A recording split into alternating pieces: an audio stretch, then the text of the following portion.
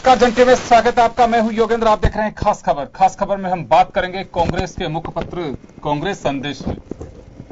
हाल ही के संपादक में लिखा गया है कि समय रहते अगर भारत की अर्थव्यवस्था पर ध्यान नहीं दिया गया तो ये इसके पतन हो सकता है और एक ऐसे समय पे के बाद संभलना बहुत मुश्किल होगा।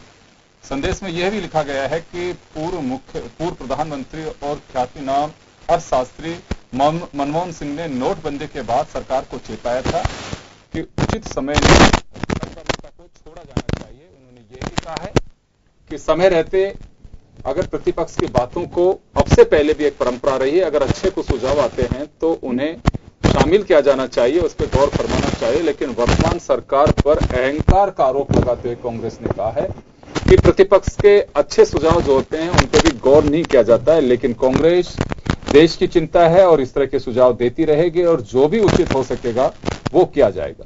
इस पर सीधा हमला नरेंद्र मोदी पे बोला गया है, जिसमें कहा गया है कि हाल ही की विदेश यात्रा में ये लगातार मोदी कह रहे हैं कि जिसे एक ढिंढोरा पीटना कहा है और एक झूठ बोलने के बराबर इसे कहा है कि 7% की दर से विकास दर हमारी बढ़ रही है, जो कि झूठ का पुलिंदा है।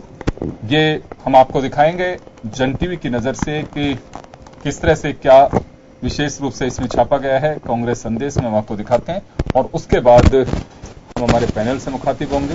जरा सुनिए।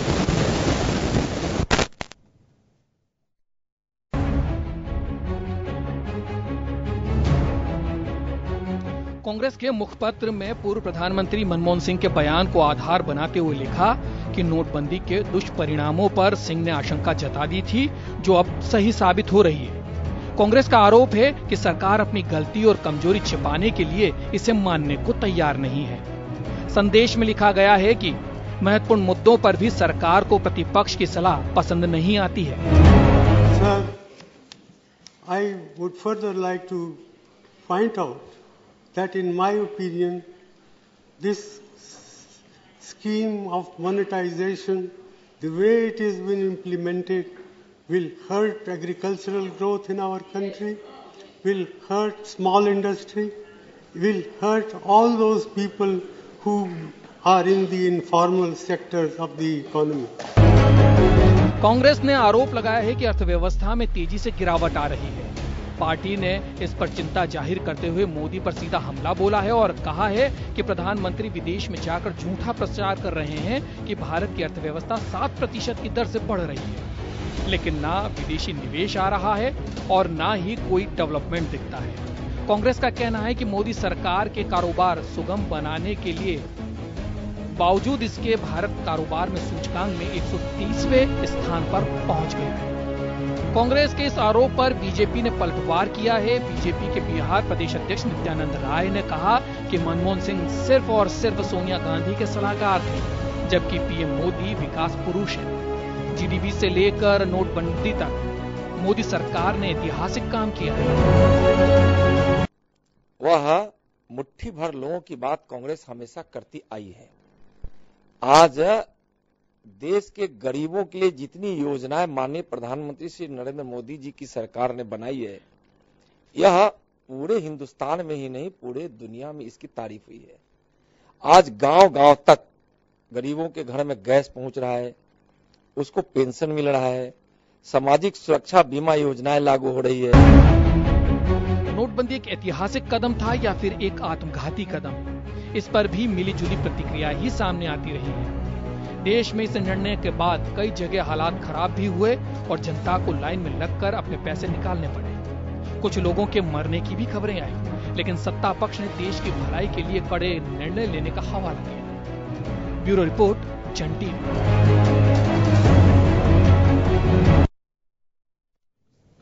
चलिए, आपने सुना मनमोहन सिंह साहब कह रहे हैं कि नोटबंदी से स्थितियां बिगड़ेंगे और खासकर उन्होंने ये भी चेताया था कि जो निवेश आना चाहिए वो बहुत मुश्किल हो जाएगा। खैर, चलिए हम चर्चा शुरू करते हैं। हमारे साथ अनिल सिंह शेखावत, आर्थिक विश्लेषक, सीताराम अग्रवाल, कांग्रेस के वरिष्ठ नेता, पंकज जोशी जी, भाजपा के वरिष्ठ नेता मौजूद है इस वक्त। अनिल जी, क्या लगता है कि चलिए ये तो एक बात हुई कांग्रेस के मुखपत्र की, लेकिन इंडियन इकोनॉमी को लेकर के बात करें हम, नरेंद्र मोदी के दावे को झुठला रही है कांग्रेस। साफ कहना है कांग्रेस का कि 7% की विकास दर जो बताई जा रही है वो बिल्कुल नहीं है और विदेश की धरती पे जाकर के झूठ बोल रहे हैं प्रधानमंत्री। देखिए, ये हिंदुस्तान में अब जो रिमेनिंग पीरियड बीजेपी का रहा है, जो 2019 में अगले इलेक्शन होंगे, इन पूरे बचे हुए सालों में सिर्फ दो चीजों की चर्चा रहेगी कि क्या नोटबंदी के फायदे भारतीय इकोनॉमी में हुए कि नहीं हुए, दूसरा ये जो नया जीएसटी का एक ये लाए हैं, इसके क्या परिणाम आएंगे। इन दो मुद्दों के बीच में भारतीय इकोनॉमी की चर्चाएं होंगी। सत्ता पक्ष हमेशा कहेगा कि ये दोनों मुद्दे, जो भी विकास अगर हुआ तो वो निश्चित तौर पे इसका क्रेडिट देगा, और विपक्ष कहेगा कि ये दोनों मुद्दे इस देश को विपरीत धारा में ले जा रहे हैं। हिंदुस्तान अगर बढ़ती हुई एक आर्थिक उसमें क्षेत्र में है और बढ़ती हुई इकोनॉमी सब पूरा विश्व मान रहा है। चाइना पिछले 35 साल से 30 से 35 साल में अपनी ग्रोथ को 7% के आसपास रखा हुआ, 8 भी हो जाती है, 9 भी हो जाती है। तो किसी भी देश की इकोनॉमिक ग्रोथ पर उसके डेवलपमेंट का फायदा होता है। नोटबंदी विश्व में कहीं पे भी नहीं हुई, कोई चर्चा नहीं है कि पहले कैसे क्या रिजल्ट आते हैं क्या नहीं आते। निश्चित तौर पे जो लास्ट क्वार्टर आया है 2017 का, जनवरी से दिसंबर में, उसमें ग्रोथ जो 6.1% आई है, उससे लगता है कि मनमोहन सिंह जी, जो खुद भी विश्व विख्यात अर्थशास्त्री हैं, उनके जो बोल हैं वो लगते हैं कि उन्होंने ठीक कहे थे। परंतु अभी भी नोटबंदी के बाद जो जीएसटी का एक प्रपोजल ये गवर्नमेंट लेके आई है, हालांकि प्रपोजल भी कांग्रेस का था, परंतु जिस ढंग से एप्लीकेबल हो रहा है, एक बड़ा असमंजस में लोग बाग हैं, व्यापारी हैं, उसका क्या रिजल्ट आएगा ये भी देखने वाली बात है। तो ये दोनों मुद्दे भारतीय इकोनॉमी से रिलेटेड मुद्दे हैं और इनकी वजह से क्या इस इकोनॉमी पे असर पड़ेगा, इसको देखना है। एक प्रधानमंत्री जो देश का होता है, जब वो विश्व के किसी भी देश में जाता है तो अपने देश की अच्छी छवि को प्रस्तुत करता है और उसके आंकड़े पेश करता है। तो प्रधानमंत्री जो विदेशों में जाके कह रहे हैं, वो एक देश का प्रधानमंत्री, चाहे वो कांग्रेस का भी होता तो वो भी यही मुद्दों की बात करता, और मोदी साहब भी ये कर रहे हैं। पर मोदी साहब की जो इफेक्टिवनेस है अपने कार्यकाल की 2019 पे, वो ये भी चर्चा सिर्फ दो बातों पर रहेगी कि क्या हम इन मुद्दों पे सफल रहे कि नहीं रहे। मेरे निजी मत ये हो सकता है कि नोटबंदी में कहीं ना कहीं लोगों को तकलीफ हुई थी, जो जगजाहिर है, जो लोगों ने महसूस करी है। दूसरी जो जीएसटी है, इसकी जो क्रियान्वयन अब होने वाला है, जो आने वाला है, आज भी पंकज जी हमारे मित्र हैं और आर्थिक क्षेत्र के आदमी हैं। कोई भी हिंदुस्तान में, चाहे वो सरकारी आदमी हो, चाहे चार्टर्ड अकाउंटेंट हो, चाहे व्यापारी है, वो आज भी जीएसटी की पहेली को समझ नहीं पाया। इसमें एक सबसे बड़ा मुद्दा जो आने वाला है वो इनवॉइस मैचिंग है। वो विश्व में कहीं पे भी इनवॉइस मैचिंग का जीएसटी में किसी भी देश में ये चीज नहीं हुई है। 1970 में साउथ कोरिया में ये चीज हुई थी, जो बिल्कुल गलत पाई गई। आज से 10-15 साल पहले चाइना और ब्राजील ने भी इनवॉइस मैचिंग पे काम किया, वो फेल हुए। परंतु क्यों नहीं, पता नहीं क्यों भारत में इस चीज को लागू किया गया। ये बहुत ही कॉम्प्लिकेटेड प्रोसीजर है और लोगों को आज की तारीख में ये पता नहीं है कि क्या होगा। जीएसटी से मैं ये कहता हूं, दावे से कहता हूं कि निश्चित तौर पर रेवेन्यू कलेक्शन जो देश का है वो बढ़ेगा, इसमें कोई शक नहीं है। परंतु लोगों को कठिनाइयां होंगी और जो असंगठित क्षेत्र है उसमें हो सकता है रोजगार भी चला जाए, हो सकता है रेवेन्यू भी चला जाए, हो सकता है बिजनेस भी खराब हो जाए। तो ये ऐसी चीजें हैं, ये चर्चा के विषय हैं और इस पे कोई भी एक मत से कोई चीज नहीं हो सकती। तो ये भविष्य के गर्द में है कि जीएसटी और नोटबंदी का वास्तव में क्या इफेक्ट आया, और इसका कोई स्पान 6 महीने और 1 साल नहीं हो सकता। इसके स्पैन के लिए आपको 1 साल और 2 साल तक इंतजार करना पड़ेगा। तो ये अभी भविष्य के गर्त में है कि दोनों की वजह से हिंदुस्तान ग्रोथ करेगा कि नहीं करेगा, और अगर ग्रोथ नहीं किया तो निश्चित तौर पे ये दोनों ही ऐसे फैक्टर होंगे जो इस देश को पीछे ले जाएंगे। जी चलिए, संभावना उम्मीद है सरकार को, लेकिन विश्लेषकों का साफ कहना है कि इसका इम्पैक्ट लॉन्ग टर्म हो सकता है, लेकिन फिलहाल ये कहा जा सकता है कि लोगों की कमर टूट सकती है, खासकर रोजगार के क्षेत्र को लेकर के। पंकज जी, आप खुद इस मामले के अच्छे से जानकार हैं। कांग्रेस, आधार कांग्रेस का अपना नहीं है। कांग्रेस का साफ कहना है कि मनमोहन सिंह ने जो फैक्ट्स दिए थे, जो आधार बताया था, उसी के दृष्टि से मुखपत्र में लिखा गया है कि आगाह कर दिया गया था कि वर्तमान जो समय है वो नए प्रयोग करने का नहीं है। नोटबंदी हो चाहे जीएसटी हो, इससे देश को बहुत भारी नुकसान होगा और देश वापस उस दौर में लाने के लिए बहुत संघर्ष करना पड़ेगा। नहीं रविंद्र जी, देखिए मैं आपको बहुत सीधी सी बात बताऊं कि कोई भी रिफॉर्म जब आते हैं, पहली बात है बेसिकली कि आप खुद देखें तो जो मनमोहन सिंह जी ने कहा है, और मनमोहन सिंह जी की जहां की अर्थव्यवस्था की वो बात करते हैं, वो वर्ल्ड बैंक की बात करते हैं, वर्ल्ड बैंक में रखे, और वर्ल्ड बैंक भी खुद जो है वो अपनी क्रेडिट एजेंसी जो बेसिकली स्टेट की है, उनका जो बेसिकली बैरोमीटर है, जो उनका बेसिकली नापने का यंत्र है, वो बेसिकली क्रेडिट एजेंसीज हैं। आज आप देखिए कि भारत की इकोनॉमी को नापने के लिए चाहे फिच हो, चाहे मूडीज हो, चाहे कोई भी क्रेडिट एजेंसी हो, आज लगातार उसकी जो ग्रोथ है उसको लगातार पॉजिटिव बता रही है। आज लगातार जो है आप यदि देखेंगे तो लगातार जो है वो एफएफआईज का फंड हो, चाहे बेसिकली कैपिटल मार्केट हो, चाहे बेसिकली मैन्युफैक्चरिंग सेक्टर हो, लगातार जो है एजेंसीज ये कह रही हैं कि भारत में जो है आने वाले समय पर जो है आर्थिक नीतियों के हिसाब से अनुकूल है, और वो बेसिकली अपनी रिफॉर्म्स करने के लिए बेसिकली तत्पर भी है। 125 करोड़ देश के लोगों में जो आज बेसिकली रिफॉर्म कर सकता है, जो सक्सेसफुल हो सकता है, तो वो भारत है। इसलिए आज लोगों को विश्वास पैदा हुआ है, और इसी विश्वास के कारण आप खुद लगातार देखें कि जिस तरीके से बिल्कुल अनिल जी ने कहा कि बेसिकली जनवरी से लेकर के मार्च तक का जो क्वार्टर आया, उसमें जिस तरीके से बेसिकली जीडीपी थोड़ी सी नीचे आई, तो जिस तरीके से कैपिटल मार्केट ने रिएक्शन दिया, और आप खुद देखें तो 4 दिन 5 दिन जो है एक एफआईएस का फंड भी जो है वो हल्का सा जो है कम हुआ, लेकिन उसके बाद लगातार जो है आप देखिए कि वो जो है ग्रोथ रेट को देखते हुए और उसकी जो है वर्किंग को देखते हुए लगातार जो है इंक्रीज है। और मेरे ख्याल अभी 4 दिन पहले की बात है, 4-5 दिन पहले की, एक अमेरिकन जो अर्थशास्त्री थे उन्होंने कहा भी था कि भारत जो है इकोनॉमी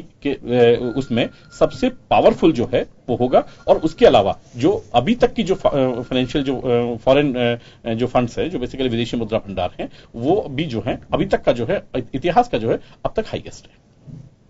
चलिए, आप तो दावा कर रहे हैं, लेकिन इसमें सेवा क्षेत्र में अभी जो सूचकांक है वो भारत 130वें स्थान पर है, ये जिक्र है इसका भी उसमें। सीताराम जी, आपके पास में आना चाहूंगा कि क्यों लग रहा है कांग्रेस को ऐसे कि भारत की अर्थव्यवस्था है वो गर्त में जा रही है? कांग्रेस को नहीं, पूरे भारत को दिखाई दे रहा है। जब डिमोनेटाइजेशन हुआ था उस टाइम पे माननीय प्रधानमंत्री, जो पूर्व प्रधानमंत्री मनमोहन सिंह जी थे, उन्होंने पार्लियामेंट में कुछ क्वेश्चन किए थे, और उन क्वेश्चनों का जवाब जब तक पार्लियामेंट चली तब तक नहीं आ पाया था। ये देश हित के अंदर था कि भाई डिमोनेटाइजेशन उस टाइम पे हुआ, वो गलत हुआ और बिना सोचे समझे हुआ, ये पूरे भारत ने माना। ठीक है, डिमोनेटाइजेशन हो गया, सारी चीजें हो गई, वो सेटल्ड हो गया, उसका नतीजा क्या आना होगा अनिल जी ने कहा कि अभी 6 महीने में नहीं बोल सकते, लेकिन 6 महीने में पूत के पग पालने दिख जाते हैं।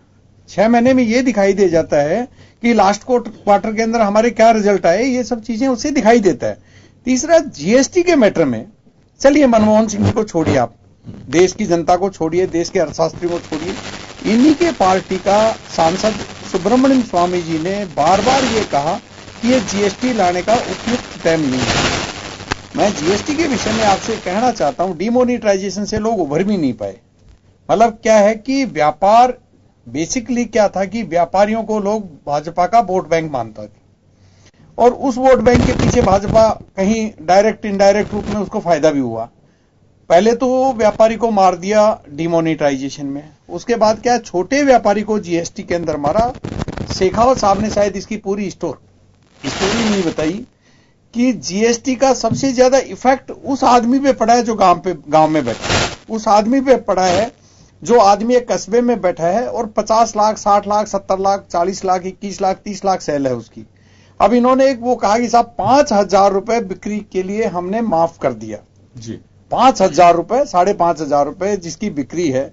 मैं माननीय वित्त मंत्री जी से कहना चाहता हूं कि 5,000 रुपए बिक्री के अंदर जो दुकान वाला 5,000 रुपए की बिक्री कर रहा है, मैं चैलेंज, मैं एक व्यापारी हूं, फर्स्ट मैं एक व्यापारी हूं, मैं एक उद्योगपति हूं, उसके बाद में मैं कोई एक नेता हूं।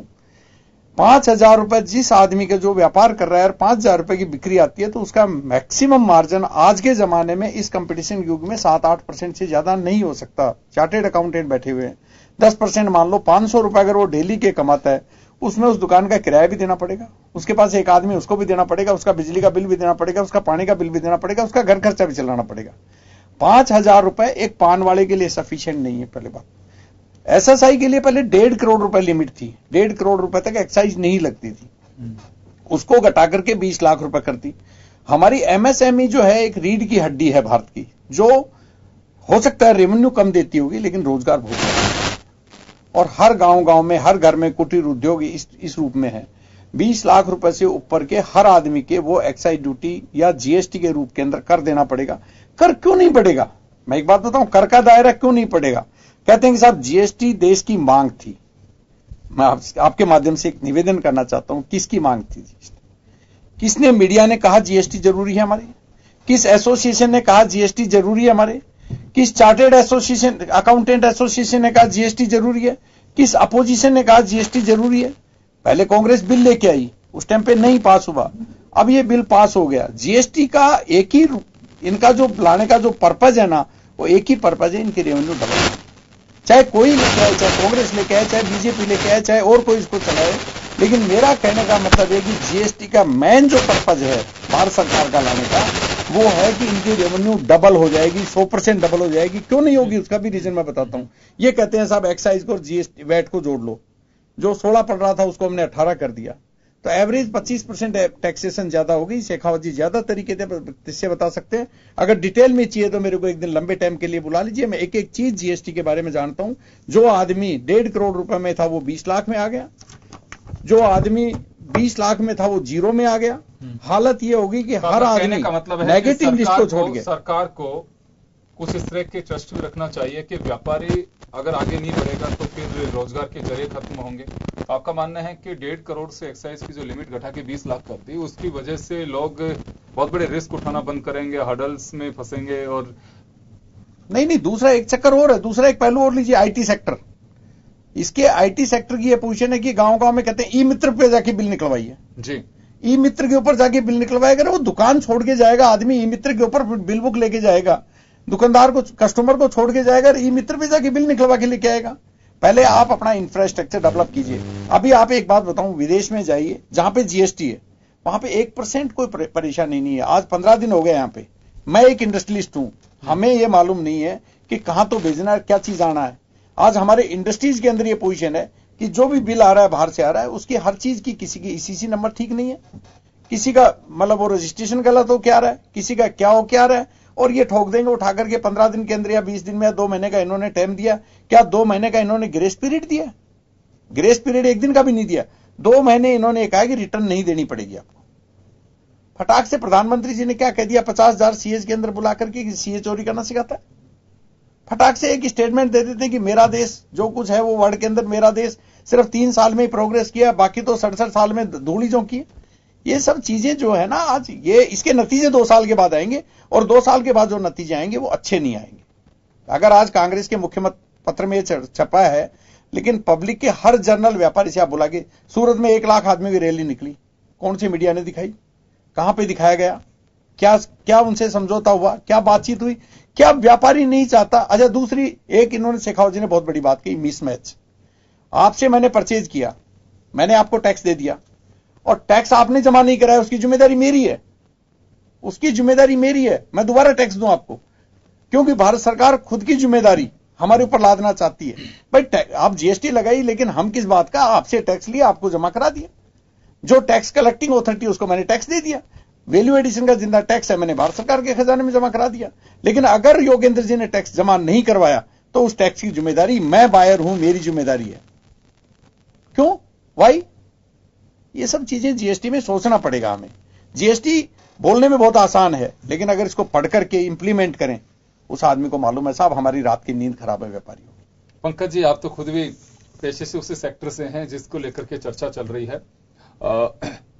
सवाल यह है कांग्रेस का कि समय पे प्रतिपक्ष के पहले भी अगर कोई सुझाव आए तो उन पर चर्चा हुई है। इनको इस बात की भी आपत्ति है कि वर्तमान सरकार प्रतिपक्ष के सुझावों को तवज्जो नहीं देती है, और केवल एक ढिंढोरा पीटने से नहीं है कि डेवलपमेंट अभी हुआ है, या फिर विदेश में जाकर के कहें कि स्थितियां बदल गई हैं भारत की।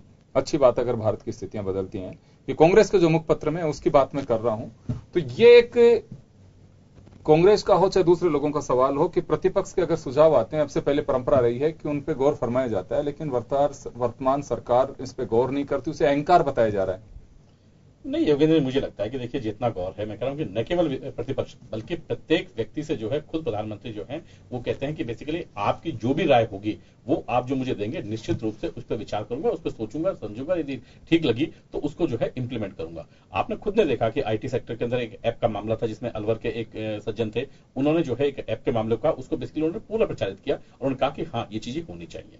देखिए आज क्या चीजें, जैसे अभी सीताराम जी ने कहा, मैं सीताराम जी से दो चीज पूछना चाह रहा हूं। कांग्रेस ने जब जीएसटी लागू करने के लिए जितना काम जो है कांग्रेस ने किया, यदि उनको लगता था कि जीएसटी इस तरीके से एप्लीकेबल करना ठीक नहीं है तो जीएसटी को नहीं लाते। आप बेसिकली आज जो है इंटरनेशनल मार्केट्स के ऊपर जब आप ग्लोबल मार्केट में आए तो ग्लोबल मार्केट में किसकी सरकारों में हम आए? ग्लोबल मार्केट को अडॉप्शन हमारा कब किया? आज आप कह रहे हैं कि ग्लोबल मार्केट को तो अडॉप्शन कर लीजिए, लेकिन उसको चलने के लिए जो चीजें हैं इंफ्रास्ट्रक्चर वो आप मत अपनाइए, वो हमें पुराना रहने दीजिए। देखिए वो नहीं चल पाएगा। और आज जो है आप जीएसटी के अंदर सबसे बड़ी चीज आप देखिए, एक चीज अभी सीताराम जी ने कहा कि व्यापारी, मैं कह रहा हूं कि जीएसटी टैक्स बेसिकली कंज्यूमर दे रहा है, कंज्यूमर परेशान नहीं है और व्यापारी परेशान है। क्यों? हाँ, कुछ ना कुछ बेसिकली उनके अंदर इस बात का जरूर है कि उनको भ्रम जरूर लोगों ने फैलाया है। आज तक की जो पार्टीज हैं, आज तक की जो चीजें हैं, जैसे आज नोटबंदी की बात हुई, आज भी जो है मुझे लगता है कांग्रेस जो है 70 सालों में अपनी जनता को आज भी नहीं समझ पाई। आज भी इस देश की जनता जो है वो ये चाहती है कि हम यदि देश के लिए हमें कुछ करना होगा तो हम तैयार हैं। और आप उसका पूरा देखिए, आज जहां जहां भी जो है नोटबंदी के बाद जिस जिस तरीके के कुप्रचार हुए, वहां जो है लोगों ने जो है इस चीज को जो है पॉजिटिव में लेकर के लोगों ने कहा कि नहीं ये देश के लिए ठीक है और देश के लिए, राष्ट्र के लिए ठीक है। आज टैक्स की जो बात आती है, टैक्स डबल हो जाएगा। टैक्स किसका? टैक्स सरकार कौन? सरकार बेसिकली टैक्स का क्या मालिक है क्या कोई इसका कि भाई हम सरकार लेकर के हम इसको ले जाएंगे? मैं कह रहा हूं कि सबसे बड़ी चीज है कि जो लोग टैक्स दे सकते हैं, जिन लोगों का टैक्स है, उनसे टैक्स आकर के जिन लोगों के ऊपर खर्च करना है, जो सोशल एक रेस्पॉन्सिबिलिटीज है वो खत्म खर्च हो। यदि उसके अंदर कहीं भी यदि घोटाला नहीं है, यदि कहीं भी जो है उसमें जो है भ्रष्टाचार नहीं है, तो मैं कह रहा हूं इससे अच्छी चीज क्या होगी? आप जिस तरीके से भ्रष्टाचारों के माध्यम से जिस तरीके से उन टैक्सों की चोरी हुई, दो बातें देखिए क्या होनी चाहिए। मैं अनिल जी आपसे मुखातिब हूंगा। दो बातें लगातार सरकार कह रही है कि ट्रांसपेरेंसी और करप्शन फ्री सिस्टम। नोटबंदी का उद्देश्य भी बताया था कि हम करप्शन को खत्म कर देंगे, ट्रांसपेरेंसी रहेगी, नोट में ब्लैक मनी आउट होगी, ये सब बातें जो बताई गई थी। टेररिज्म जो है उसका फंडिंग जो है वो बंद होगी, खैर वो अलग विषय है। लेकिन अभी पंकज जी ने कहा कि ग्लोबलाइजेशन किसकी देन थी, ग्लोबलाइजेशन की वजह से क्या इंपैक्ट मार्केट में आया? क्योंकि अगर देखिए हमारे यहाँ पे एक सिस्टम है कि बहुत लंबा वेट नहीं कर सकती पब्लिक, तुरंत रिजल्ट भी चाहिए। ग्लोबलाइजेशन का जो वक्त था नरसिम्हा राव के वक्त, कहा जाता भी है, मालूम नहीं, आप लोग ज्यादा बेहतर कह सकते हैं, कि उस दौर को आजादी के बाद में एक इकोनॉमी का स्वर्ण काल बताया जाता है, जो कहते हैं लोग। पता नहीं कितनी इसमें सच्चाई है, उस वक्त की समझ से थोड़े बाहर हैं। और दूसरी बात, अभी जीएसटी और नोटबंदी, बात सही है कि आपने जो कहा कि 2019 तक दो चीजें बहुत ज्यादा हाइप रहेंगी, नोटबंदी और जीएसटी। क्या वास्तव माना जा सकता है कि पंकज जी ने जो अभी कहा कि करप्शन फ्री होगा, एक एक पैसे का हिसाब होगा, वो पैसा जनहित में काम आएगा? लगातार बीजेपी के नेता ये बात कह भी रहे हैं कि हमें सुविधाएं विदेश जैसी चाहिए, तो फिर माहौल भी हमें वैसा ही क्रिएट करना पड़ेगा, जो जीएसटी उसके एक आधारशिला बताते हैं। देखिए, काले धन को रोकने के लिए सरकार ने 2014 में मोदी साहब ने प्रचार किया कि मेरे आने के बाद काला धन रुक जाएगा। उसी काला धन रोकने के लिए जो अपन चर्चा कर रहे हैं, वो दो उन्होंने ये जो स्टेप्स उठाए, नोटबंदी और जीएसटी। आप मुझे बताइए, जीएसटी मलेशिया में अप्लाई हुआ, 2 साल तक मलेशिया गवर्नमेंट अपनी पब्लिक को, अपने व्यापारियों को डिफरेंट वर्कशॉप के तहत उनको समझाती रही कि कैसे अप्लाई होगा। और मैं अभी 4 तारीख को करोल बाग के किसी मार्केट में था और वहां पर एक लाउड स्पीकर पर गवर्नमेंट की तरफ से एक आदमी ये अनाउंसमेंट कर रहा था कि आज शाम को जीएसटी से संबंधित सरकारी अधिकारी आप लोगों की बैठक लेंगे, जो भी लोग आपकी प्रॉब्लम है वो आप लोग शाम को 6 बजे फला जगह आए। तो ये जो सरकार है जीएसटी लेके तो आई, जीएसटी का थॉट तो लाई, जीएसटी को ये तो है नहीं कि हिंदुस्तान में आया, 160 देशों में आया है, पर जिस तरीके से लेके आई है, जो भ्रांतियां व्यापारियों के मन में है, उसको कहां पूरा किया। जीएसटी से एक रोज पहले 30 जून को फर्टिलाइजर की 12% की जो रेट है 5% हुई है। अरे आपने जीएसटी को पूरा बना लिया, आपको फर्टिलाइजर के इफेक्ट नहीं पता, किसानों को क्या होंगे? क्या एक दिन पहले अप्लाई से पहले को रेट चेंज होती है क्या? इसका मतलब आपकी अधूरी तैयारियां थी। इसका मतलब आपने जनता को पूरे अपने कॉन्फिडेंस में नहीं लिया, आपने लोगों को ये नहीं बताया कि क्या चीज होने वाली है, कैसे होएगी। तो ये जो चीजें जीएसटी में लोगों को आएगी, जिस एमएसएमई की बात ये कर रहे हैं, 92% जो सेक्टर है वो असंगठित क्षेत्र से है। वहां लोग बाग अभी मैं किसी का इंटरव्यू पढ़ रहा था, वो कह रहे हैं कि मेरे पास 6 एम्प्लॉई थे, मैंने 2 निकाल दिए। तो इसका मतलब कहीं ना कहीं इसका इफेक्ट तो कलेक्शन तो ठीक हो जाएगा, पर इसके दूसरे इफेक्ट क्या होंगे? यहाँ अनएम्प्लॉयमेंट कैसे होगा? जो बेरोजगारी और रोजगार देने की बात ये सरकार कर रही है, ये सारे ऑफशूट हैं, ये इसी से मिलते हुए भी है, दुष्परिणाम भी इसी से देखने को मिलेंगे। अनिल जी, ट्रांसपेरेंसी की बात लगातार की जा रही है, क्या वास्तव में जीएसटी से और नोटबंदी के बाद ये कह सकते हैं कि वर्षों, जिसमें कहा जाता है कि आजादी के इतने साल बाद से जो स्थितियां हैं उससे बदलने में वक्त तो लगेगा, तो एक भरोसा ये किया जा सकता है कि कोई बात नहीं, आज जो कठिनाइयां उन्हें सहन किया जा सकता है कल के अच्छे भारत के लिए? ट्रांसपेरेंसी की बात करो आप, बैंक में आज आपने कितने पैसे जमा कराए, कल सुबह आज शाम को बैंक मैनेजर जब घर जाएगा, जब आज की बैलेंस शीट को मिलाएगा, तो आज तक सरकार ने ये नहीं बताया कि इस नोटबंदी से कितना ब्लैक मनी आया। तो ट्रांसपेरेंसी कहाँ है? सिर्फ 50 दिन मांगे थे, आज अपन 10 जुलाई को बात कर रहे हैं, आज तक सरकार ने ये नहीं बताया कि कितना नोटबंदी के बाद हमारी ब्लैक मनी आई, कितनी चीजें ये हुई, कितना हमारा वो चीज हुआ जो उन्होंने वायदा किया था। तो ट्रांसपेरेंसी की बात तो हो रही है, लोगों को दिख नहीं रही है। इसी नोटबंदी की आप जो बात करेंगे इसमें भी आपको ये चीजें मिलेंगी कि जो प्रोसीजर है, अब आप देखिए इनकम टैक्स में भी सरकार का है और जीएसटी भी सरकार लाई है। जो इन्होंने कहा कि 1.5 करोड़ की सीमा 20 लाख पे आ गई है, इनकम टैक्स में ऑडिट की भी जो सीमा है वो 2 करोड़ हो गई है, मतलब 2 करोड़ तक व्यापारी को अपने अकाउंट्स रखने की जरूरत नहीं है, और यहाँ 20 लाख में रखेगा वो। तो यहाँ पर क्या है कि वो जो इनवॉइस मिसिंग में क्या होगा, आदमी नोट इस जीएसटी में अप्लाई नहीं होगा, वो इस मार्केट से अलग बढ़ जाएगा।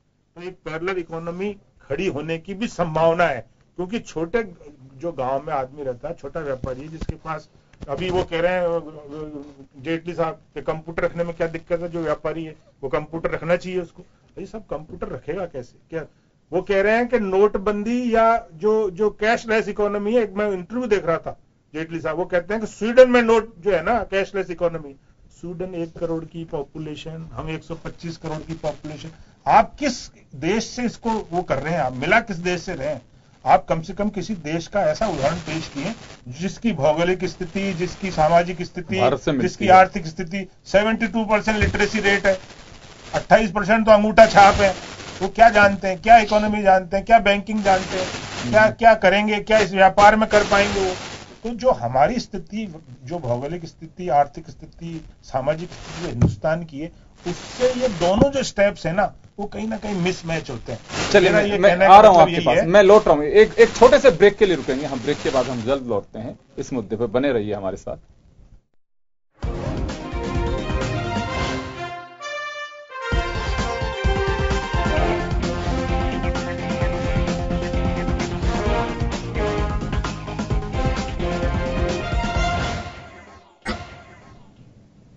ब्रेक के बाद एक बार फिर आपका स्वागत है। आप देख रहे हैं खास खबर और हम बात कर रहे हैं कांग्रेस के मुखपत्र कांग्रेस संदेश को लेकर के, जिसमें सरकार की वर्तमान सरकार की शैली पर सवाल खड़े किए और कहा गया है कि देश को आर्थिक क्षेत्र में पिछड़ने का सामना करना पड़ेगा और ये कह सकते हैं कि भारत की इकोनॉमी गर्त में चली जाएगी अगर समय रहते ध्यान पे नहीं दिया गया, तो एक वक्त के बाद उसे संभालना बहुत मुश्किल होगा। मैं ब्रेक से पहले अनिल शेखावत साहब से मुखातिब था। मैं अनिल जी ये बात जानना चाह रहा हूं कि बात ट्रांसपेरेंसी को लेकर के चल रही है और जिस नोटबंदी की और जीएसटी का जिक्र आप कर रहे हैं कि चुनावी मुद्दा भी होगा 2019 तक या कमिंग डेज में जिन स्टेट्स में असेंबली इलेक्शन होंगे, इसमें कोई संदेह नहीं है, इसे भुनाया भी जाएगा। जब उत्तर प्रदेश के चुनाव में नोटबंदी के नाम पर मोदी साहब 3 ताली पीट करके और बहुमत ले सकते हैं, तो जीएसटी तो उनका बड़े एजेंडे में शामिल है। यहां सवाल यह है कि करप्शन और ट्रांसपेरेंसी, और दोनों का ही जिक्र होगा। अगर जनता पूछना चाहे तो, जैसे अभी पंकज जोशी साहब ने कहा कि ट्रांसपेरेंसी साफ है, एक चीज ऑन रिकॉर्ड रहेगी, लेकिन आपने एक बात और कही है जो एक दृष्टि से देखें तो कोई नई बात नहीं है भारत की इकोनॉमी में, क्योंकि जब से नोटबंदी आई है और तो इसका मतलब साफ यह है कि ब्लैक मनी का तो मालूम नहीं कितनी थी कितनी नहीं थी। हमारे यहाँ पैरेलल एक सिस्टम में ब्लैक मनी वर्क कर रही है, वो बहुत बड़ा एम्प्लॉय काम कर रही है, क्योंकि जब पैसा फंड वही है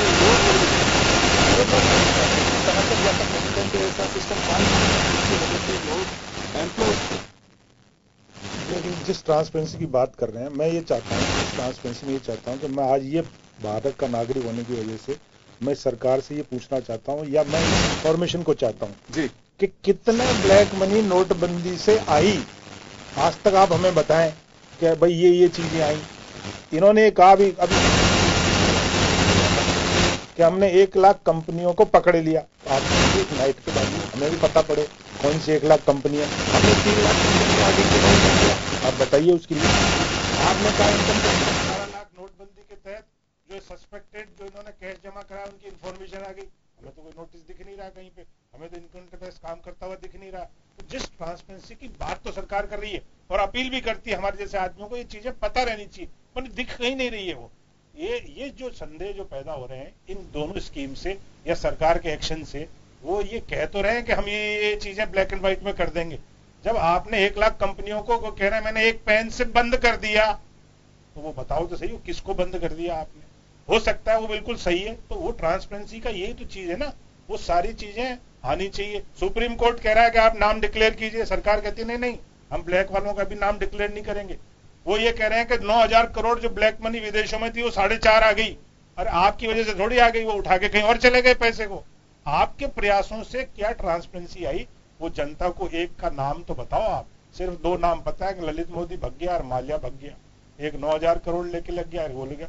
हम ये चाहते हैं कि जो ब्लैक मनी है जिसका आपने वादा किया था लाने का और जिस ट्रांसपेरेंसी की बात की थी, वो कहीं पे भी धरातल पर दिख नहीं रही है। योगेंद्र जी, चलिए सीताराम जी, मैं आपके पास में आना चाहूंगा कि सरकार का दावा है, साफ है कि ट्रांसपेरेंसी आएगी, करप्शन फ्री होगा, तो आपको संदेह क्यों लग रहा है कि वक्त लग सकता है, कलेक्शन ज्यादा आएगा? कलेक्शन ज्यादा आएगा तो सरकार का यह भी दावा है कि एटमॉस्फेयर जो एक लोगों को मिलना चाहिए कि चाहे मेडिसिन की बात हो, मेडिकल फ्री सिस्टम होगा, आपका ट्रांसपोर्टेशन पे आपका खर्चा कम है, बहुत सारी ऐसी चीजें हैं कि जिसको लेकर के सरकार का दावा ठोक रही है कि इस कलेक्शन से ये बेनिफिट्स होंगे, एजुकेशन फ्री होगी। 8 मई को भी यही बातें कही, 8 नवंबर को भी यही बातें कही गई थी कि करप्शन फ्री हो जाएगा, 2 नंबर का पैसा सारा इसमें आ जाएगा। एक उसके बाद में 2 नंबर का कोई काम या करप्शन का कोई काम नहीं रहेगा, पब्लिक ने विश्वास किया। उसके बाद 2 नंबर की तो छोड़िए, पहले बात आज तक ये डाटा नहीं आए कि आरबीआई के पास में पैसा कितना आया है। आरबीआई आज तक ये डाटा पेश नहीं कर चुकी और हर संस्था ने डिमांड की है, चाहे वो पार्लियामेंट हो, चाहे वो असेंबली हो, चाहे वो विपक्ष हो, चाहे वो सामाजिक संस्था हो, कि आप ये तो बताइए कि आपके पास पैसा कितना है और उसमें कितना ब्लैक मनी है। अब रही सवाल 18 लाख नोटिस की, मुझे मालूम है 18 लाख नोटिस किसको दे दिए, 18 लाख नोटिस किसका नाम ले दिया कि आपने 2.5 लाख रुपए से ऊपर जमा करा दिए, आप आगे सब ब्लैक मनी आ गई 2.5 लाख रुपए से ऊपर क्यों? अरे आप कैसे किस दावे से कह सकते हो? आप पहले पूछो तो सही। रही सवाल 1 लाख कंपनियों की, आपने कभी कोर्ट का चैलेंज किया? कोर्ट ने कभी स्वीकार किया? रही सवाल, एक बात बताऊं, एक कंपनी की इनके और एक दावे क्यों नहीं करते लोग? ये खोलिए आप उन कंपनियों को, उसके अंदर किसके कितने नाम है। और रही सवाल करप्शन की, मैं आपको दावे के साथ कह सकता हूं, मैं आंतरिक दिल से कहता हूं कि डीमोनेटाइजेशन के बाद में करप्शन बढ़ा है। और आपको ये और कह के जा रहा हूं आज कि जीएसटी के बाद करप्शन और डबल होगा। जितने टैक्सेशन ज्यादा होंगे उतना करप्शन बढ़ेगा, ये हर जगह का एक थंब रूल है। आपको लगता है कि जिस इंस्पेक्टर राज को लेकर के हमेशा व्यापारी के मन में एक भ्रम की स्थिति रहती है या दबाव रहता है या डर रहता है, वो कम नहीं होगा? सरकार का तो यही दावा है कि बिल्कुल आप ऑनलाइन बीजेपी के अंदर ही आदरणीय भैरू सिंह जी ने इंस्पेक्टर राज कम किया था और वो वाकई इंस्पेक्टर राज कम हो गया था, खत्म हो गया था। अभी तो डबल हो गया इंस्पेक्टर राज, सारे power. Anil ji chartered accountant है, आप जीएसटी का एक्ट पढ़ा इन्होंने, हर चीज तो इंस्पेक्टर के हाथ में, हर चीज ब्यूरोक्रेसी के हाथ में, हर चीज। और एक और बताओ, भी पंकज जी ने कहा कि टैक्स कंज्यूमर दे रहा है, व्यापारी क्यों डर रहा है? व्यापारी आपके कानूनों से डर रहा है। जो जेल के एक हर चीज के अंदर आपने बाएं से दाएं पैर रख लिया, 6 महीने की जेल। आपने ऊपर से नीचे कैसे उतर गए बिना पूछे हुए, इसकी 1 साल की जेल। आपने 2 दिन लेट कैसे जमा कराए, इसकी 2 साल की जेल, मैक्सिमम 5 साल की जेल। साहब एक बात बताऊं, 70 साल हो गए देश के अंदर, मैं भी 60 साल का हो गया, मैं भी व्यापार करता हूं। शुभकामनाएं। मैं तो एक बात बता रहा हूं, शुभकामनाएं क्यों, मैं तो व्यापारियों को एक अपील की थी कि आप माइग्रेशन में जाइए मत, लेकिन उस टाइम पे व्यापारियों की समझ में नहीं आई। ये व्यापारियों की समझ में कब आई? जब ये जीएसटी लगने के 1 हफ्ते पहले, तब ये विरोध करने लगे। एक बात बताऊं, जेल तो जाना ही है, माइग्रेशन के पहले जाते हैं, माइग्रेशन के बाद जाते हैं। अल्टीमेटली रेवेन्यू तो आपको क्या लगता है कि व्यापारियों में डर है और वही डर है जिसकी वजह से आर्थिक स्थिति पे विपरीत असर पड़ सकता है? व्यापारी में डर नहीं है, व्यापारी में कानून जो ऐसा बना दिया उसका पढ़ने के बाद डर है एक तो क्या होता है कि बिना सोचे समझे एक इलिटरेसी में, और एक बात और बताता हूं, 62% आदमी हमारे यहाँ पे खाने के पेट के लाले पड़ रहे हैं, उनको 2 जून की रोटी नहीं उनकी। आप जीएसटी की किसकी बात कह रहे हैं? आप कहते हैं 2 करोड़ आदमी इनकम टैक्स पे करते हैं, खैर एग्जैक्ट डाटा तो ये बताएंगे, पहले तो कोई 2-1 करोड़ आदमी थे। आपके प्रधानमंत्री एक बात कहते हैं कि 50 लाख रुपए से ऊपर की रिटर्न भरने वाले आदमी 1.5 लाख हैं। तो फिर मैंने पूछा कि भाई 1 करोड़ रुपए से ऊपर की रिटर्न भरने वाले कितने हैं? तो इनकम टैक्स डिपार्टमेंट ने डाटा दिए मेरे को, 47,000 आदमी 1 करोड़ रुपए से ऊपर की रिटर्न, इन बिटवीन 125 करोड़ का देश है। साहब एक बात बताओ, 125 करोड़ के देश के अंदर जब आज आपकी आर्थिक स्थिति ये है, आपके पास सिर्फ 16 लाख करोड़ रुपए बाजार के अंदर पैसे हैं, कैश इन करेंसी, कितने में? 200 लाख करोड़ के अंदर। आप क्यों नहीं सोचते इस चीज को, चाहे कांग्रेस हो चाहे बीजेपी हो, आर्थिक स्थिति को क्यों नहीं सोचते? कितने दिन, आज एक बात बताओ, आपका जयपुर राजस्थान का डिस्कॉम एक कंपनी है, आप 80,000 करोड़ रुपए भी भारत सरकार ने और दे दिए उसको। 80,000 क्या है, 1,80,000 करोड़ और दे दो। ऐसा नहीं है ये आप कलेक्शन पब्लिक से कर रहे हो और ऐसे बांट रहे हो। आप ऐसे कर किसानों की आप आय डबल कर देंगे, कहां से कर देंगे किसानों की डबल? कोई एक ऐसी नोटशीट दी है उसमें किसानों की आय डबल हो जाएगी। अरे मैं यहाँ पे जयपुर आया था 87 में, उस टाइम पे गेहूं 9 रुपए किलो थे 84 के अंदर, और आज वो गेहूं 20 रुपए किलो है। सुनो मेरी बात, आज वो 20 रुपए किलो है, जबकि 158 टाइम तो आपका इंक्रीमेंट बढ़ गया सैलरी का। हर चीज के अंदर आप देखिए, किसान की कहां से डबल इनकम हो जाएगी? किसान की कहां? अच्छा रही सवाल आप एनपीएस के ऊपर, आप कहां जाना चाह रहे हो? 22% एनपीएस है, शायद हो सकता है 1-आधा% का, मुझे वो कहना मतलब वो नहीं है, चाहे वो व्यापारी हो चाहे उद्योग। 22% एनपीएस नहीं है सर, 22% एनपीएस नहीं है, 22% कैसे डूब जाएगी सर? मैं कह रहा हूँ आप जीरो रहेगा, आप भी नहीं चला सकते, आप अपनी फैक्ट्री नहीं चला सकते, जिसका फायदा चला 22% नहीं है। देखिए ऐसा मत कीजिए, देखिए आप कांग्रेस के प्रवक्ता है, 22% सर, 22% बहुत बड़ा अमाउंट है सर, 22% तो प्रोविजनिंग नहीं है सर, आज 22% तो प्रोविजनिंग नहीं है, एनपी छोड़िए। आज एक बात बता रहा हूँ, जो पोजीशन हमारी एनपीए की है, हमारे बैंकों की है, वो एक चिंताजनक है या नहीं है? एक चिंताजनक है। और एक और बताऊं, हम जीएसटी के ऊपर ध्यान दे रहे हैं, हम डिमोनेटाइजेशन पे ध्यान दे रहे हैं, हमने कभी ये ध्यान नहीं दिया कि हमारी कैसे रिकवरी हो या हमारे बैंक इससे। यही तो है, इसीलिए तो है, क्या नियम मैं आ रहा हूँ, मैं क्या बताता हूँ आपको, इसीलिए तो है। बता रहा हूँ, आज भी एक एनपीए की लिस्ट आई है, अखबारों ने छापी है, आज भी एक एनपीए की लिस्ट आई है, शायद आज जो लिस्ट आई है उसके अंदर भी कुछ नहीं किया, वो जो पहले थे उसमें बढ़ते जा रहे हैं। आप बैंकों पे पाबंदी लगाइए। योगेंद्र जी मैं तो जवाब देना चाहता हूँ। देखिए योगेंद्र जी आप जो एनपीए की बात कर रहे हैं, मैं आपको एक छोटा सा उदाहरण बताता हूँ। आपने 1 महीने पहले सबसे बड़ी कंपनी है जिसका बेसिकली करीबन 40,000 करोड़ रुपए का लोन है, वो है जेपी जो है ग्रुप है। जेपी ग्रुप का आपने शेयर देखे? मेरे ख्याल में जेपी इंफ्रास्ट्रक्चर 2.5 रुपए आ गया था, और जेपी एसोसिएट जो है वो आ गया था 7-8 रुपए। आज क्या भाव है? 24 रुपए है। क्यों? क्योंकि बेसिकली वो जो बात कर रहे थे आप कि जब इंसॉल्वेंसी बिल आया और एनपीए की जब बात हुई तो सरकार ने कहा कि इनकी जो बेसिकली लोन्स है ना, ये लोन नहीं पे कर रहे हैं, एनपीएस है, तो इनके असेट्स का वैल्यूएशन करवाइए, असेट्स ले लीजिए। जब आपको लगा कि असेट्स जा रही है ना, तो आप देखिए आज का मार्केट बंद है, आज मार्केट में 24 रुपए से ऊपर शेयर है। आप देखिए कितना बड़ा, 2 महीने के अंदर 3 गुने से ऊपर कैपिटल मार्केट के अंदर इतना बड़ा तेज। क्यों? मतलब जब तक आप सरकार का पैसा है, जब तक उन गरीब का पैसा जमा है बैंक खाते के अंदर, तब तक तो आपने अपने वैल्यूएशन क्या रखे। आज मैं कह रहा हूं जब असेट्स वैल्यूएशन होने जा रही है सर, हाँ नहीं बड़ा नहीं सर, बाजार बढ़ा था, शेयर नहीं बढ़ा था इसका सर। अरे सर देखिए पहले हर्षद मेहता ग्लोबल से पहले था सर, फिर बात करें। पंकज एक सवाल है, ट्रांसपेरेंसी की बात की जा रही है, करप्शन फ्री की बात की जा रही है, व्यापारियों को ये कहना है कि जो रूल्स बना दिए हैं उनकी वजह से ज्यादा डर है इनको। एक दूसरी बात, एक बात ये आ रही है कि अभी 6 महीने ये लगा दीजिए और 2.25 महीने 2016 के, यानी कि 8.25 महीने का वक्त निकल चुका है, और अभी तक वास्तव में कितना कलेक्शन बैंकों में हुआ? पहले तो ये कहा जा रहा था कि कोऑपरेटिव सेक्टर के और सब जो चीजों को एक साथ करने के बाद ही कुछ बताया जा सकेगा। ये वास्तव में ब्लैक मनी या दूसरी तरह की फेक करेंसी कितनी इकट्ठी हुई, कितनी है, कितना हमारे उसमें सिस्टम के अंदर करेंसी फ्लो में है, कुछ अभी तक आंकड़े नहीं आ रहे हैं। लगातार ये बात को पूछा जा रहा है, जेटली साहब ने से पार्लियामेंट में पूछा गया, यही मनमोहन सिंह जी का सवाल भी आप देख रहे थे, ये भी इन्होंने पूछा कि क्या बता सकते हैं कोई कितना पैसा आया कलेक्शन में? तो सरकार क्यों बता रही है? ट्रांसपेरेंसी मैं बता रहा हूं योगेंद्र जी, मुझे लगता है शायद हमने भी कहीं ना कहीं हम गलत रास्ते पे जा रहे हैं। मैं कह रहा हूं कि सरकार क्या बेसिकली जाती है, कांग्रेस सरकार जब गई तो अपने रिकॉर्ड साथ ले गई? नहीं, बिल्कुल नहीं लेके गई है। और तो, क्या मैं कह रहा हूं यदि कोई सरकारें जो हैं तो वो जो रिकॉर्ड हैं बेसिकली आप कहते हैं कि क्या बेसिकली बिना रिकॉर्ड के पैसा जमा हो गया? नहीं, रिकॉर्ड है। मैं कह रहा हूं आप बैंक का विश्वास है कि नहीं? मैं आ रहा हूं।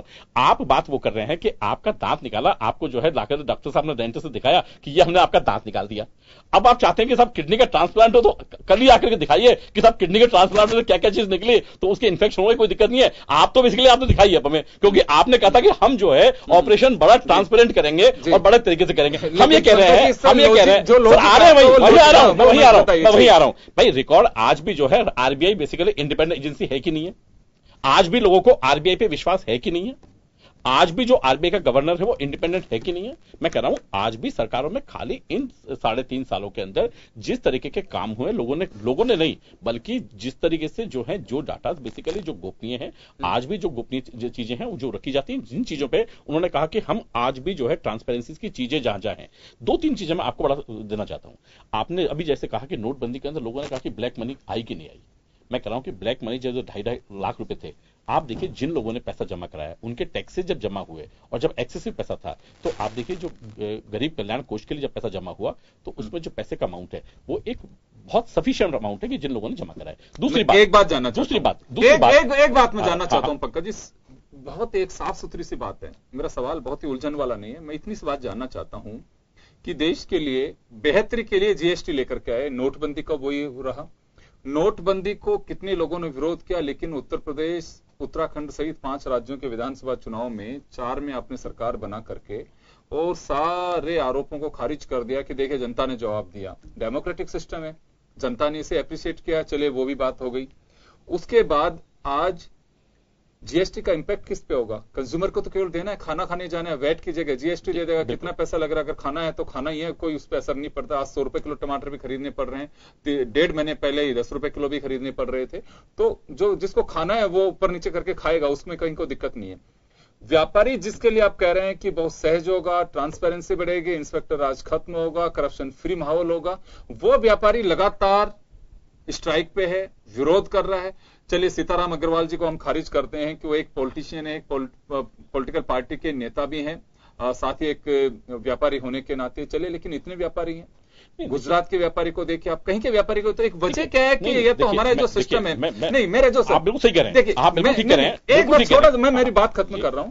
कांग्रेस का जो संदेश है, जो उनका मुखपत्र, उसमें यही है कि सरकार हठधर्मिता अपनाती है। अगर कोई सुझाव आता है या परिस्थितियां सामने आती है, उन्हें खारिज करके अपनी चीजों को थोपने की कोशिश कर रही है। यही व्यापारी वर्ग कर रहा है कि सिस्टम नहीं है, अभी तक दुरुस्त नहीं है, हमें जेल की सलाखें दिख रही हैं कि छोटी मोटी भी अगर हमसे गलती होगी तो कोई सुनने वाला नहीं होगा। अगर ऊपर से सुनने के लिए एक बार के लिए अगर किसी ने आप चलिए माफ भी किया, तो नीचे जो डंडा लेके इंस्पेक्टर बैठा है, जिसको माल चाहिए, जिस आम भाषा में हम कहते हैं, उनका क्या होगा पंकज जी? ये चिंता का विषय व्यापारी के सामने। योगेंद्र जी, मैं इस बात से देखिए, जैसा देखिए शेखावत साहब ने कहा, शेखावत साहब की 1-2 बातों से कि बेसिकली जो चीजें हैं वो 1-2 साल बाद चलेगी, क्योंकि प्रोफेशनल चीजें बहुत साफ सी कही। लेकिन देखिए 2 चीजें बड़ी साफ सी हैं। सजा हमारे यहाँ हिंदुस्तान के अंदर एरर पे आज तक सजा नहीं है। आप चाहे कोई भी कानून बना लीजिए, यदि गलती हो गई है तो गलती पे आपको जो है पेनल्टी जरूर है, सजाएं नहीं है, क्रिमिनल प्रोसीडिंग्स चालू नहीं होती है। मतलब ये देश का कॉन्स्टिट्यूशन कहता है, आप कॉन्स्टिट्यूशन से ऊपर नहीं है कि आप सोचें कि कोई एक्ट ले आए तो हम कॉन्स्टिट्यूशन से ऊपर ले आए, तो गलती पर नहीं है। लेकिन आप कहेंगे हम फ्रॉड करेंगे और उसके बाद हम बच जाएं, और उसके बाद आप कहें कि ये तो जो है इस पर कार्रवाई नहीं होनी चाहिए। देखिए एरर और फ्रॉड में फर्क रखना चाहिए। हम यदि फ्रॉडली यदि करेंगे कि हम यदि उन बिलों को जो है, देखिए आज भी जो है तो रास्ता फ्रॉड रोकने के लिए फ्रॉड तो होना ही चाहिए, फ्रॉड तो रुकना ही चाहिए, नहीं रुकना चाहिए, लेकिन रोक पाएंगे क्या सिस्टम? हाँ बिल्कुल रुकेगा। देखिए और 2 चीजें हैं, देखिए आज भी आप देखें तो जो रेडियो है और जो टेलीविजन से उस पर दिखाया जा रहा है कि आपको आज भी जो है जो एक भ्रामक स्थिति बनी हुई है कि आज भी जो है कंप्यूटर जनरेटेड बिल की आवश्यकता नहीं है। आज भी आप रिटर्न बिल दे सकते हैं, कोई आवश्यकता नहीं कंप्यूटर की आवश्यकता खाली पड़ेगी तो जब आप जो उसकी रिटर्न फाइलिंग करेंगे तो बेसिकली आपकी जो है बात जो है होगी। और बात बिल्कुल ठीक है, 2 बात हो सकती है। देखिए अभी प्लेटफॉर्म पे आएगा जब मैचिंग कंसेप्ट आएंगे, वहां बेसिकली बिल वाइज मैचिंग आपको जो है होनी पड़ेगी कि बिल्स के जो चीजें हैं वो बिल्स की मैचिंग करानी पड़ेगी। भाई जो बिल हमने माल खरीदा, पहले यह था बेसिकली कि एक व्यापारी से कितना माल खरीदा, इस पीरियड के अंदर जितना माल खरीदा उस माल का टोटल क्वांटिटी और टोटल अमाउंट उस पर चला जाता था। लेकिन अब जो बेसिकली आएगा उसके अंदर यह कि प्रत्येक बिल की जो मैचिंग है वो जो है एक बड़ा कठिन कार्य है। लेकिन जैसे जैसे करके जो है इसमें जो है इंफ्रास्ट्रक्चर डेवलपमेंट किया गया है, जिस चीज की उसमें एक्यूरेसी की जो है लिमिट जो है निश्चित रूप से बढ़ेगी।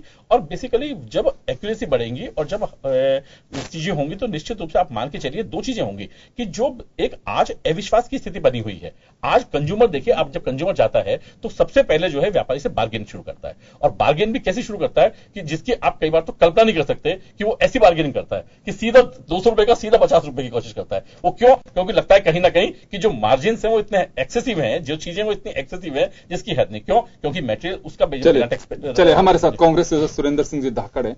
धाकड़ साहब, आपका जिक्र है, आपके साथी सीताराम जी हमारे साथ में जुड़े हुए थे। कांग्रेस के मुखपत्र को लेकर के बात है, और ये सौभाग्य की बात है कि आप इस वक्त तीनों चार्टर्ड अकाउंटेंट हमारे साथ में जुड़े हुए हैं। क्यों लगता है कि सिस्टम कोलैप्स कर जाएगा, अर्थव्यवस्था ऐसी हो जाएगी कि एक समय के बाद उसको संभाल नहीं पाए? लेकिन सरकार का, बीजेपी का ताल ठोक के ये कहना है कि ये महज एक भ्रम फैलाया जा रहा है, और वर्तमान परिस्थितियां जिस तरह से क्रिएट कर रहे हैं मोदी, मतलब एक फेवर में, एक डेवलपमेंट के विजन के साथ में, उससे किसी तरह की कहीं को किसी को डरने की आवश्यकता नहीं है। सिस्टम को सुधरने में वक्त लग सकता है, लेकिन बेहतर होगा, और फ्यूचर इसी सिस्टम से।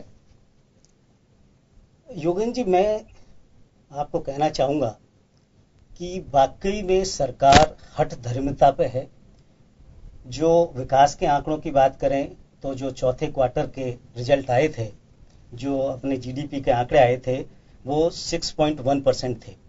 उस वक्त माननीय प्रधानमंत्री वित्त मंत्री जेटली जी का एक बयान आया था कि जो 6.1 जो आए हैं वो हमें यूपीए सरकार से विरासत में मिला था। तो मैं यहाँ पे एक चीज पूछना चाहता हूँ कि जब 2014-15 में जीडीपी 8% थी, तो क्या वो यूपीए की विरासत नहीं थी? 2015-16 में जब 7.5% थी, तो क्या वो जो है यूपीए की विरासत नहीं थी? जब 2016-17 के चौथे क्वार्टर में आप 6.1 पे आ गए, तो आपने कहा कि ये यूपीए की विरासत है। ये यूपीए की विरासत नहीं है, ये आपकी गलत आर्थिक नीतियों की है, क्योंकि आपने मन चाहे निर्णय लिए हैं। नोटबंदी के अंदर आपका एक बहुत बड़ा डिसीजन था, अनप्लान्ड डिसीजन था, होमवर्क कमजोर था, 61 से ज्यादा सर्कुलर आए। तो ये सब चीजें, आपका जो है परफॉर्मेंस है इंडस्ट्रीज का, वो कमजोर होता जा रहा है। आज आप इन्वेस्टमेंट की बात कर रहे हैं, आप मार्च जो 17 है उसके अंदर -2.1 की नेगेटिव ग्रोथ है इन्वेस्टमेंट के अंदर। जी सर, देखिए मेरे पास अभी भी आपने दो चीज कही सर। देखिए, आप चार्टर्ड अकाउंटेंट, दो चीज दो ही प्रश्न मेरे 1962 में जो है डायरेक्ट टैक्स एक्ट आया। मैं कह रहा हूं ऐसा कौन सा फाइनेंस एक्ट है जिसके अंदर आपने 61 की बात कही 2 महीने के अंदर, है ना, जिसमें 400 से कम। सर 70 साल में मुझे एक भी बता दीजिए, एक साल जिसमें नोटिफिकेशन सीबीडीटी ने कम से कम 700 नोटिफिकेशन से कम जारी किए हो। आप मुझे साल बता दीजिए। आप एक डिसीजन लेके आए, आपका होमवर्क नहीं था। सर मैं कह रहा हूं सर, मैं आपको ये पूछ रहा हूं, आज आप एक सर्कुलर लेते, अगले दिन सर फिर उसको इंप्लीमेंट। अरे मैं ये तो कह रहा हूं आपको, तो मैं क्या कर रहा हूं सर, मैं कह रहा हूं 62 में आया था ना डायरेक्ट टैक्स। डायरेक्ट टैक्स वहां से मैं नोटबंदी। आप एक काम करिए, 2010 में कितने साल हुए थे उसको? मैं क्या कर रहा हूं अभी, आप नहीं 2010 में कितने साल हुए थे? सर मेरी बात सुनिए, मैं आपको आंकड़ा दे रहा हूँ, अनिल जी बैठे हुए हैं इंडिपेंडेंट, 2010 में इंडिपेंडेंट था सर। सर उसके बाद आप ऐसा मत करिए सर, आप कि सर देखिए इसको मतलब ये जो है नोटिफिकेशन जो है वो बेसिकली उसको जो है कि साहब ये प्लानिंग और नॉन प्लानिंग का पार्ट नहीं है। एक बार सुरेंद्र जी पंकज जी, सुरेंद्र जी का ये कहना है कि व्यवस्था अच्छी हो सकती है, लेकिन इंप्लीमेंट करने का जो तरीका है, सरकार ने बिना तैयारी के थोपने वाला काम किया। चाहे नोटबंदी का हो कि एक सर्कुलर या पे जारी कर रहे हैं, कितनी तारीख तक के पैसे जमा करा देंगे, अगले दिन वो सर्कुलर बदल जाता है, फिर वापस आता है, फिर कुछ चेंज हो जाता है। आखिर सुप्रीम कोर्ट को भी कहना पड़ा कि भाई अगर किसी के पास में है तो उसे जमा कराने के लिए सरकार के पास में व्यवस्था क्या है। एक व्यापारी इस बात को लेकर के उनके पास मिला भी, अभी जयपुर के अंदर 2 करोड़ कितने लाख रुपए उनके पास में मिले हैं। तो शायद हो सकता है उस ढूंढने से कि मेरे को भी कहीं राहत मिल रही है, जो पहले धरे गए वो प्रधानमंत्री जी का नहीं, वो इन्हीं का था, और हालात में ये थे कि सर्कुलर बार-बार बदले जा रहे थे। सर्कुलर देखिए आपको मैं बताता हूँ, सर्कुलर सर एक मिनट मैं आपको 2 मिनट बताता हूँ, सर्कुलर की 2 बताता हूँ। मैं आपको बताता हूँ, आपके सर्कुलर बताता हूँ 2011 के अंदर आपने सर सुनिए ना सर, मैं पहले बताता हूं आपको सर्कुलर, आपका सर्कुलर परिवर्तन बताता हूं। 2011 में आपने 2007 में कहा कि बोल्ट के अंदर 3:30 बजे जब स्टॉक मार्केट बंद होता है तो प्रत्येक जो ब्रोकर है वो जो आधा घंटे के अंदर जो ट्रांजैक्शन जो है कवर करने, काटने हैं, यदि उनके अकाउंट चेंज करने, ओवरहेड करने हैं, तो 2000 सुनिए आपने आधा घंटे का टाइम दिया, सुनिए 2011 में दिया सर्कुलर, और उसके 15 दिन बाद 15 दिन बाद आपने सर्कुलर देते हैं, है ना, उसमें सर्कुलर देते हैं आप कि जो चीजें हैं उनमें से वो जो सर्कुलेशन की जो लिमिट होगी वो 2.5% से ज्यादा नहीं होगी। फिर सुनिए, उसके फिर देखिए 2011 के बाद 2 महीने बाद सितंबर के अंदर फिर आपने जो है आपने नया सर्कुलर, सुनिए ना, सुनिए तो जाइए आप, तो जाइए, मैं सर्कुलर की गंदी बताता हूं आपको, जिसके अरे सर जिसके प्रत्येक ब्रोकर जो है वो हाईकोर्ट में है, प्रत्येक ब्रोकर हाईकोर्ट में, प्रत्येक ब्रोकर। डॉक्टर साहब केवल ये कहना चाहता हूं जी कि माननीय प्रधानमंत्री जी ने कहा कि जब आपको 31 दिसंबर तक नोट जमा कराने के लिए, यदि कोई 30 दिसंबर तक नहीं जमा कराया तो कोई बात नहीं, आप 31 मार्च तक जो है बैंक में जमा करा सकते हैं। आपने वो सर्कुलर वापस पहले कहा ना, टाइम से पहले कह दिया ना, टाइम से पहले कह दिया ना 31 दिसंबर को जमा कराएंगे। अरे सर सुनिए तो सही, जब आप नोट इकट्ठे कर रहे हैं, लोगों से नोट इकट्ठे कर रहे हैं, आज भी इकट्ठे कर रहे हैं, अरे सर आज भी कर रहे हैं, आप छोड़िए, जब इकट्ठे कर रहे हैं प्रधानमंत्री की ड्यूटी है, अनिल जी से आखिरी सवाल है, प्रधानमंत्री की ड्यूटी है, आखिरी सवाल है, मैं काम नहीं करे। मैं एक चीज और कह देता हूँ, जीएसटी की हम बात करें तो जीएसटी के इम्प्लीमेंटेशन के लिए आप 29 जून को आप लेके आए, 29 जून को जो नोटिफिकेशन निकाले हैं वो करीब 500 पन्ने के नोटिफिकेशन है, आप पढ़ लीजिए। व्यापारी कैसे उन नोटिफिकेशंस को इंप्लीमेंट करेगा, उसके लिए चार्टर्ड अकाउंटेंट या प्रोफेशनल नहीं समझ पा रहा है। सर मैं वही तो कह रहा हूँ, तैयारी नहीं, सर मैं वही तो कह रहा हूँ कि सर जो आपके सेंट्रल काउंसिल के मेंबर्स हैं, अनिल जी चार्टर्ड है, आप चार्टर्ड है, आप और हम दोनों रहे उस कमेटी में, हम दोनों कमेटी में रहे, एक भी व्यक्ति ने प्रश्न नहीं उठाया। पंकज जी 1 मिनट का वक्त मैं अनिल जी को देना चाहूंगा। अनिल जी, सवाल यहाँ पे यह है कि कांग्रेस के मुखपत्र का हो नहीं हो,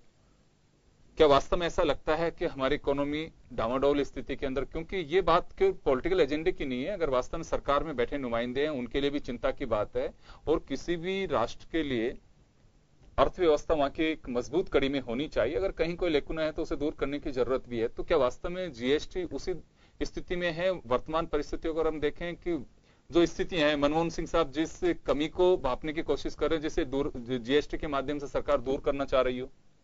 अभी लेटेस्ट अब कल एक आउटलुक का एक मैं आया हूं जिसमें 25 साल, पिछले 25 साल में कॉर्पोरेट सेक्टर में डोमेस्टिक इन्वेस्टमेंट सबसे लोएस्ट रहा 25 साल हिंदुस्तान का।